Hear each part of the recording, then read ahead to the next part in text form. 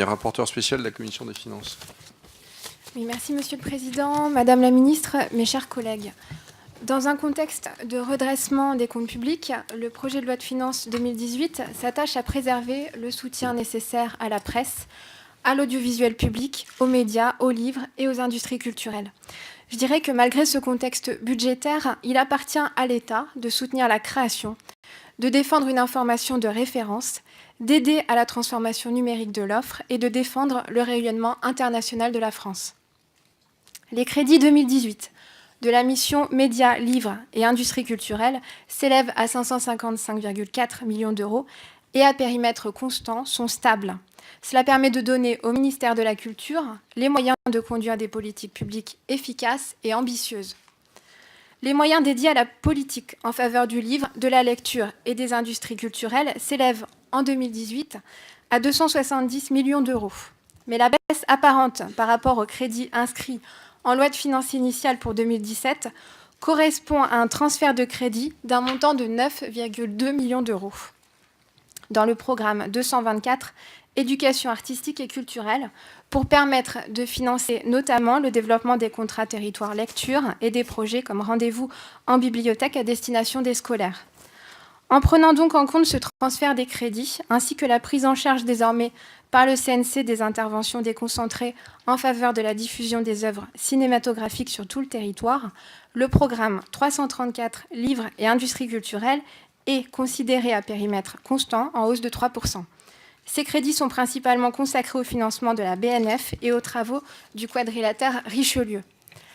Alors que l'action de l'État vise à garantir le pluralisme de la presse, soutenir sa diffusion et promouvoir la modernisation du secteur dans un contexte de développement numérique et d'érosion de la diffusion papier, les crédits d'aide à la presse sont stables à 285 millions d'euros. Il faut néanmoins souligner les difficultés préoccupantes de l'agence France Presse à respecter les objectifs fixés en matière de performance commerciale. Concernant l'audiovisuel public, le PLF 2018 propose de diminuer de 1% le montant total des crédits publics par rapport à la loi de finances initiale 2017, soit une baisse de 36 millions d'euros par rapport à 2017 et de près de 80 millions d'euros par rapport aux trajectoires des contrats d'objectifs et de moyens.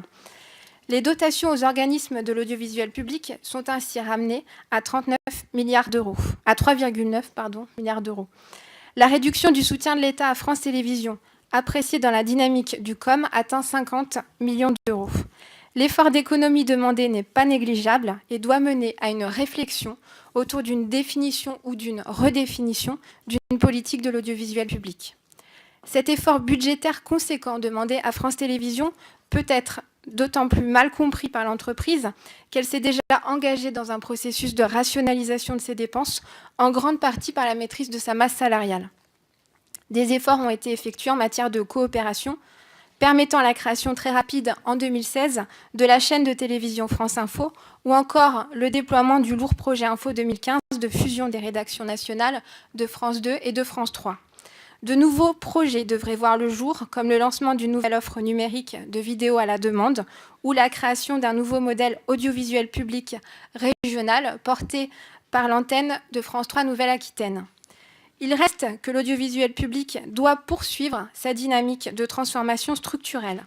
Cela passe par la mise en œuvre d'une politique de concertation sur le périmètre de ses missions, une concertation aussi sur son mode de gouvernance et une concertation enfin sur son financement. Le débat devra aussi inclure les préoccupations de rajeunissement de l'audience, la révolution numérique ou encore la concurrence des GAFAN. Madame la Ministre, une réflexion sur le périmètre des missions de l'audiovisuel public et sur l'efficacité de leur mise en œuvre fait actuellement l'objet d'un travail interministériel associant le ministère de la Culture et celui de l'Action et des Comptes publics en lien avec les sociétés de l'audiovisuel public. À ce jour, pouvez-vous nous faire part des premières pistes de réforme de l'audiovisuel public ? Pouvez-vous ainsi nous dire dans quelle mesure est-il possible de renforcer les coopérations entre les acteurs du secteur ? Par ailleurs, peut-on envisager un alignement du calendrier des COM des différentes structures de l'audiovisuel public ?